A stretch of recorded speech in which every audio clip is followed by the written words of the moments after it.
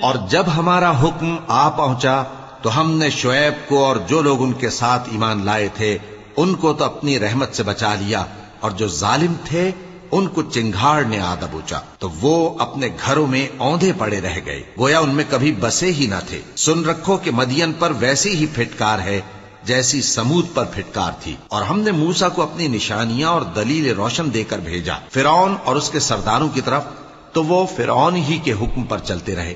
حالانکہ فرعون کا حکم درست نہیں تھا۔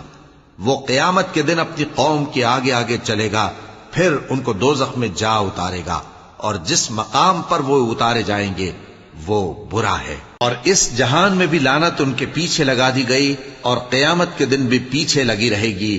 جو انعام ان کو ملا ہے برا ہے۔ یہ پرانی بستیوں کے تھوڑے سے حالات ہیں جو ہم تم سے بیان کرتے ہیں، ان میں سے بعض تو باقی ہیں اور بعض تہس نہس ہو گئیں، اور ہم نے ان لوگوں پر ظلم نہیں کیا بلکہ انہوں نے خود اپنے اوپر ظلم کیا۔ غرض جب تمہارے پروردگار کا حکم آ پہنچا تو جن معبودوں کو وہ اللہ کے سوا پکارا کرتے تھے